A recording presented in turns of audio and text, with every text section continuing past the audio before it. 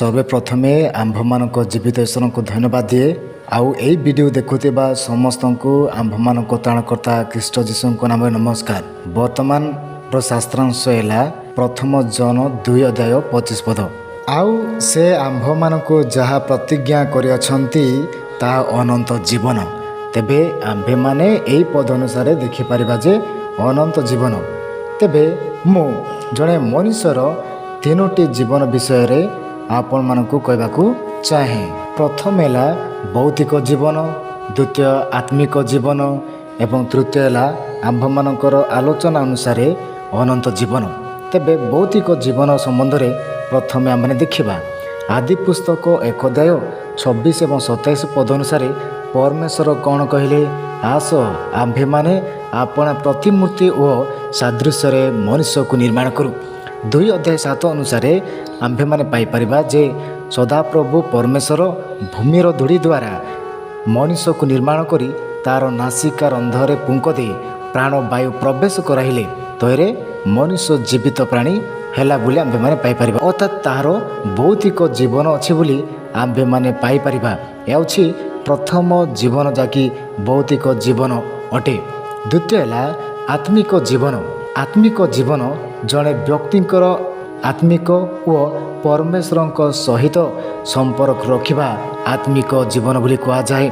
उदाहरण स्वरूप जदि जड़े व्यक्ति क्रिश्चियन है, ख्रीष्ट को ग्रहण कला, बाप्तिस्म नेला, तेबे ताहांको आत्मिक जीवन प्रारंभ होइछि। जदि सही लोक क्रिश्चियन आचरण न करी भिन्न भाव में आचरण करे कि निज इच्छा अनुसार आचरण करे तेबे से प्रकृत में आध्यात्मिक मृत्युबण बोली आम्भे माने जानीपर।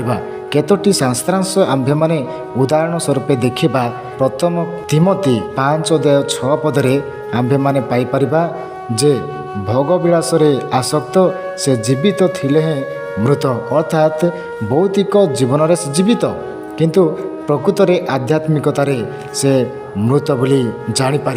उदाहरण स्वरूप प्रकाशित 3:1-2 पदरे आम पाइपर एक मंडली जहाँकि सार्दी मंडली दूत निकट लेख जे ईश्वर सप्त आत्मा और सप्त नक्षत्र धारण करती से यह कहती, आम्बे तुम्बर कर्म जानू, तुम्बे नामर जीवित मात्र प्रकृत में मृत। यही पद समय आम्भे माने जानीपर जे यही सार्दी मंडलीर लोक माने सभ्य माने क्रिश्चियन माने ए माने नामर जीवित अर्थात भौतिक से माने जीवित अछंती, भौतिक भाव से माने जीवित अटंती किंतु आत्मिकतार मंडलीर कार्य बाबदरे से माने मृत अटंती बोली आम्भे माने जानीपर।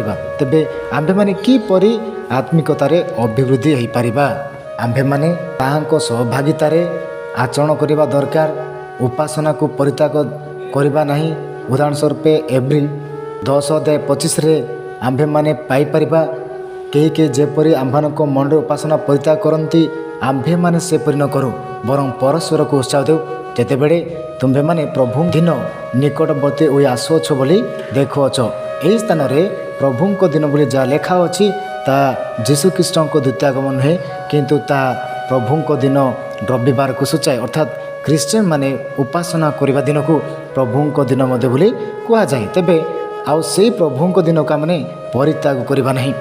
द्वितीय पीतर 1:5-8 जदि आम देखा तेबे आम पाइपर जे केतोटी प्रमुख विषय गुड़िक।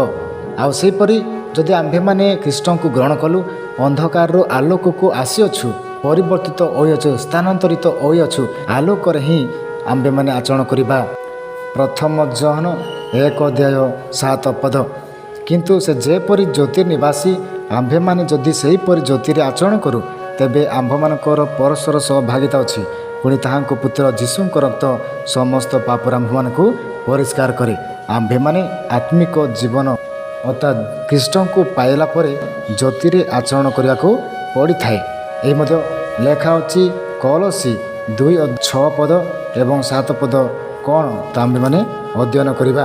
अतएव ख्रीष्ट जीशु को प्रभु बोली जेपरि ग्रहण करिअछ तदनुसार ताहांको सहभागितार आचरण कर।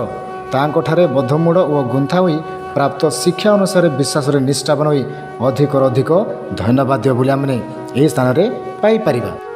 तृतीय जीवन देखा जहाँकि अनंत जीवन। ଏହି ଅନନ୍ତ ଜୀବନ ଯାହା ଶବ୍ଦ ଅଛି ତାହା ମୁଁ ଦୁଇଟି ଭାଗରେ ବା ଦୁଇ ପ୍ରକାରର ଭାବରେ ବିଭାଜନ କରିଅଛି। ପ୍ରଥମେ ହେଲା ବ୍ୟକ୍ତିତ୍ୱ, ଯାହାକି ଜଣେ ବ୍ୟକ୍ତିଙ୍କୁ ଅନନ୍ତ ଜୀବନ ବୋଲି କୁହାଯାଏ। ଆଉ ମଧ୍ୟ ଗୋଟେ ପରିବେଶ କିମ୍ବା ସ୍ଥାନକୁ ମଧ୍ୟ ଅନନ୍ତ ଜୀବନ ବୋଲି କୁହାଯାଏ। ପ୍ରଥମେ ଆମେ ଦେଖିବା ବ୍ୟକ୍ତିତ୍ୱ। ଏହା ଯୀଶୁଖ୍ରୀଷ୍ଟଙ୍କୁ ବୁଝାଯାଏ, ଯାହା ଯୀଶୁଖ୍ରୀଷ୍ଟଙ୍କୁ ମଧ୍ୟ ଅନନ୍ତ ଜୀବନ ବୋଲି କୁହାଯାଏ। ପ୍ରଥମ ଜନ୍ 1:2 ସେହି ଜୀବନ ପ୍ରକାଶିତ ହେଲେ ଆଉ ଆମ୍ଭେମାନେ ଦେଖିଅଛୁ ଓ ସାକ୍ଷ୍ୟ ଦେଉଅଛୁ, ଯେଉଁ ଅନନ୍ତ ଜୀବନ ପିତାଙ୍କ ସଙ୍ଗରେ ଥିଲେ ବୋଲି ଆମେ ଏହି ସ୍ଥାନରେ ପାଇପାରିବା। ଅର୍ଥାତ୍ ଯୀଶୁ ପିତାଙ୍କ ସଙ୍ଗରେ ଥିଲେ। ଯୀଶୁଖ୍ରୀଷ୍ଟଙ୍କ ନାମ ଅନନ୍ତ ଜୀବନ ବୋଲି ଆମେ ପାଇପାରିବା। ପିତାଙ୍କ ସଙ୍ଗରେ ଥିଲେ ଓ ଆମ୍ଭମାନଙ୍କ ନିକଟରେ ପ୍ରକାଶିତ ହେଲେ ତାଙ୍କ ବିଷୟରେ ତୁମମାନଙ୍କୁ ଜଣାଉଛୁ। ଏହା ବ୍ୟତୀତ ପ୍ରଥମ ଜନ୍ 5:20 ଦେଖିବା ଯୀଶୁଖ୍ରୀଷ୍ଟଙ୍କୁ ଅନନ୍ତ ଜୀବନ ବୋଲି ଲେଖାଯାଇଅଛି। 20 ଆହୁରି ମଧ୍ୟ ଆମ୍ଭେମାନେ ଜାଣୁ ଯେ ଈଶ୍ୱରଙ୍କ ପୁତ୍ର ଆସିଅଛନ୍ତି ଏବଂ ସତ୍ୟମୟକୁ ଜାଣିବା ନିମନ୍ତେ ଆମ୍ଭମାନଙ୍କୁ ଜ୍ଞାନ ଦେଇଛନ୍ତି। ପୁଣି ଆମ୍ଭେମାନେ ସେହି ସତ୍ୟମୟଙ୍କ ଠାରେ ଅର୍ଥାତ୍ ତାହାଙ୍କ ପୁତ୍ର ଯୀଶୁଖ୍ରୀଷ୍ଟଙ୍କ ଠାରେ ଥାଉ।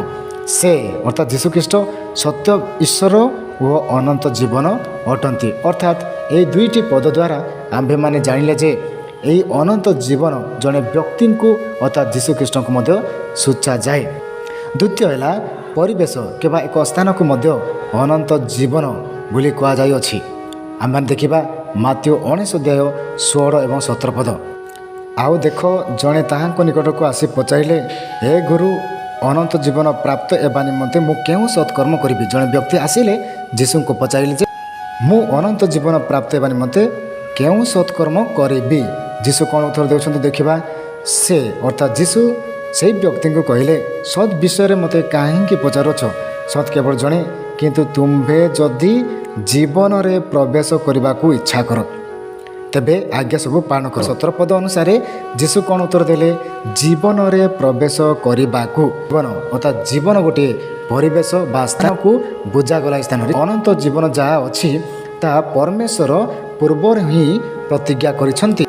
ତିତସ 1:3 ସେହି ଅନନ୍ତ ଜୀବନ ସତ୍ୟବାଦୀ ଈଶ୍ୱର ଅନାଦିକାଳ ପୂର୍ବେ ପ୍ରତିଜ୍ଞା କରି ଯଥା ସମୟରେ ଆପଣ ବାକ୍ୟ ପ୍ରଚାର ଦ୍ୱାରା ପ୍ରକାଶ କରେ। ସେ ବାକ୍ୟ ପ୍ରଚାର କରିବାର ଭାର ଆମ୍ଭମାନଙ୍କ ତ୍ରାଣକର୍ତ୍ତା ଈଶ୍ୱରଙ୍କ ଆଜ୍ଞା ଅନୁସାରେ ମୋ ଠାରେ ସମର୍ପିତ ଅଛି। ତେବେ ଆମ୍ଭେମାନେ ଜାଣିପାରିବା ଏହି ଅନନ୍ତ ଜୀବନ ପରମେଶ୍ୱର ପ୍ରତିଜ୍ଞା କରିଛନ୍ତି। ତେବେ କେବେ ଆମ୍ଭେମାନେ ଅନନ୍ତ ଜୀବନ ପାଇବା?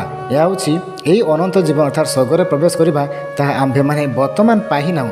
କିନ୍ତୁ ଭବିଷ୍ୟତରେ ଯଦି ଆମେମାନେ ଶେଷ ପର୍ଯ୍ୟନ୍ତ ଆତ୍ମିକତାରେ ଦୃଢ଼ ରହିବା, ଶେଷ ପର୍ଯ୍ୟନ୍ତ ବିଶ୍ୱସ୍ତ ରହିବା, ତେବେ ଆମ୍ଭେମାନେ ଅନନ୍ତ ଜୀବନ ପ୍ରବେଶ କରିପାରିବା ବା ଅନନ୍ତ ଜୀବନ ପାଇବା ବୋଲି ଆମ୍ଭେମାନେ ଜାଣିପାରିବା। ତା ଭବିଷ୍ୟତ ଅର୍ଥକୁ ସୂଚାଗଲା। ପ୍ରଥମ ତିମୋଥୀ 1:16 ତଥାପି ଯେଉଁମାନେ ଭବିଷ୍ୟତ କାଳରେ ଅନନ୍ତ ଜୀବନ ପାଇବା ନିମନ୍ତେ ଯୀଶୁଖ୍ରୀଷ୍ଟଙ୍କଠାରେ ବିଶ୍ୱାସ କରି ଅନନ୍ତ ଜୀବନରେ ପ୍ରବେଶ କରିବା ନିମନ୍ତେ ଖ୍ରୀଷ୍ଟ ଯୀଶୁଙ୍କଠାରେ ଆମ୍ଭେମାନେ ବିଶ୍ୱାସ କରିବା ଆବଶ୍ୟକ।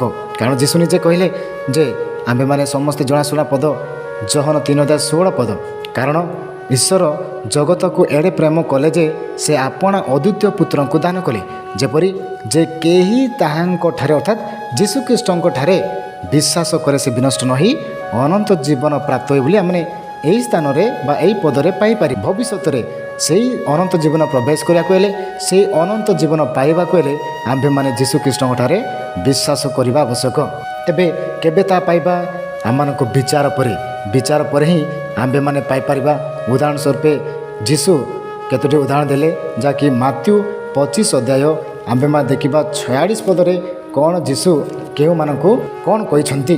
ଆଉ ଏମାନେ ଅନନ୍ତ ଶାସ୍ତି, କିନ୍ତୁ ଧାର୍ମିକମାନେ ଅନନ୍ତ ଜୀବନ ଭୋଗ କରିବାକୁ ଯିବେ। ଅନନ୍ତ ଜୀବନ ବର୍ତ୍ତମାନ ପର୍ଯ୍ୟନ୍ତ ଆମେ ପାଇନାହୁଁ, କିନ୍ତୁ ଅନନ୍ତ ଜୀବନ ବିଚାର ପରେ ଆମ୍ଭେମାନେ ପାଇବା। ଯଦି ପ୍ରକୃତରେ ଆମ୍ଭେମାନେ ଖ୍ରୀଷ୍ଟିଆନ ଭାବରେ ଜୀବନଯାପନ କରୁ, ଯଦି ନିର୍ଦ୍ଦୋଷ ଦେଖାଯିବା, ଯଦି ଆମେ ଧାର୍ମିକ, ତେବେ ଆମମାନେ ସେହି ଅନନ୍ତ ଜୀବନ ପାଇବା। ତେବେ ପ୍ରମୁଖ ବିଷୟ ଆମମାନଙ୍କର ଜୀବନରେ ଯେ ଆମମାନଙ୍କ ଭୌତିକ ଜୀବନ ଅଛି, ଆତ୍ମିକ ଜୀବନ ମଧ୍ୟ ଅଛି। ଯଦି ଆମ୍ଭେମାନେ ଆତ୍ମିକତାରେ ଦୃଢ଼ ଭାବରେ ରହିବା, ଉତ୍ତମ ଭାବରେ ରହିବା, ତେବେ ଆମ୍ଭେମାନେ ଅନନ୍ତ ଜୀବନ ଯାହା ଅଛି ସେହି ଅନନ୍ତ ଜୀବନରେ ପ୍ରବେଶ କରିବା ବୋଲି ଆମ୍ଭେମାନେ ଜାଣିପାରିବା।